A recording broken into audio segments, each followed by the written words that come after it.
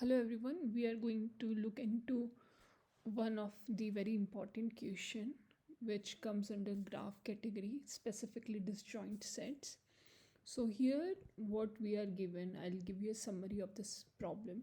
So we are given that at every stage we will initially our entire matrix that is of 4 cross 5 that is filled with water that is 0. All the values inside that matrix is 0. This is what they're considering. And at every stage we are given a operator in form of a 2D matrix where it denotes that this will be the index that will be getting converted into length. Okay, and at every stage we will know that okay, this got converted to length. Now in the next one this will get converted, in the next one this will get converted, and in the next one this will get converted. Now in the output what they are expecting us to do is they want us to return a array list which will denote at every stage how many number of islands do we have. So for this it seems like a classic disjoint set problem. If you are aware of this, disjoint sets are used when there are dynamic connections, or where you do not know when will be the next connection that will happen. At that point we use disjoint sets. Okay, so here, if you are aware of the disjoint set, that will be great, but I'll give you a quick summary. So in disjoint set what we would do, we have for each node, for each node or each of these values, we will have a parent that are initially they can be equal to the value itself, that is I, or that can be equal to -1, whatever the logic that you want to have that is convenient for you, you can have it. So we are just initializing the disjoint set, and we are initializing the parent and the size array list. In the find parent function, we are just checking that if at any point the parent of the node itself is the node, then we will return the node, else we will keep on going to the upper parent again and again and again until we hit this test case or this base case. So this is a quick summary of this find parent.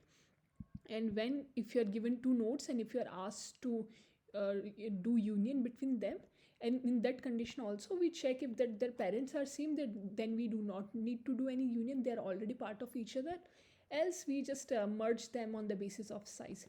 So this is a quick summary of disjoint set. I will not go much into deep into this logic of disjoint set. Overall what we are doing, we know that okay, if a matrix that is given to us is of size 4 cross 5, that means that there will be total 20 such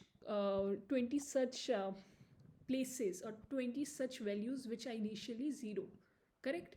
So that's what I did. I initialized the disjoint set by passing 20 to it, which will denote that initially all of them have parent as -1 and their size is equal to 1. So this is the small thing that I did.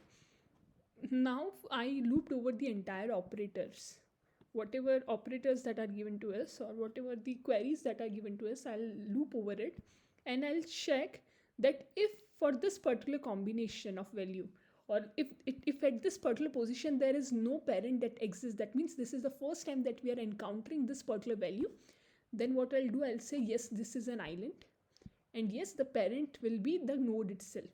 Once that is done, I'll go in all four directions, this direction, this direction, this direction, and this direction, and I'll check that if their parents are already same, that is, if this and this belong to the same parent, then we do not need to merge them, else we need to do a union between them, and for union this particular function will get used.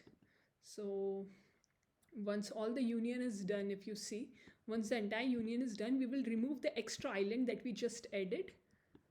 Why? Because now that island is attached to the previous island. That is, let's suppose this was initially 1, I discovered this one later on. I discovered all four directions, checking that if any of them is a valid value, that is any of them is 1. Basically, that's what I'm checking. If it is 1, then I'll go and make them union, or I can say I'll merge both of these values, and I'll reduce one of the islands now, because as of now we had two islands, that is this and this, but after merging both of them we will be just left with one. That's why I'm doing a minus minus, so that we do not consider this value twice. And once that is done, I'll just keep on adding the island value that I'm getting inside my solution. And at the end of the day, once we are done looping over all the operators, I'll return the solution. So the problem is not very tough if you're familiar with disjoint set. And if you want to know where we can use disjoint set, always keep in mind that if you are asked a scenario where the values are occurring dynamically or randomly and it is not pre-defined to you, in those cases, and if you are asked to make some sort of connectivity, or you are asked to find number of components, in those cases you can use disjoint sets. So this was a quick summary, and I hope that this helped. If we quickly talk about the space and time complexity, so let's see. This is basically looping over all the operators. So let's suppose it is n, so it will be n for this. And then what we are doing, we are going in all four directions, and we are checking if any of them is 1. If these are 1, then we are doing union. And if you are aware of this, disjoint set is actually a constant time activity. It does not take any time. Why? Because when we are finding out the parent, we are basically saving the parent of the value in that particular index itself. So it's a constant time complexity thing when it comes to do the union, and if you want to find the parent. So this part will be constant. It will trigger 4 times. So 4 into constant is what we can say. So this part will take 4c something. Okay, and these are all constants. We are adding something in our solution array that is of 1. So overall the time complexity will be n cross 4 cross c. So this is overall the constant time, I would say. So it will be O of 1, overall the time complexity. If we talk about the space complexity, we are using this space, but it is constant, so let's not consider it. We are using a solution array which will be equal to the size of the number of operations that we have, so it will be of n. Other than that, we are using a parent and size array that will also be equals to of n. So overall it will be of n plus O of n plus O of n, which will be equals to O of n at the end of the day. So the space and time complexity, both of them are O of n. That's it. That's all the explanation is about. I hope this helped you. Thank you so much.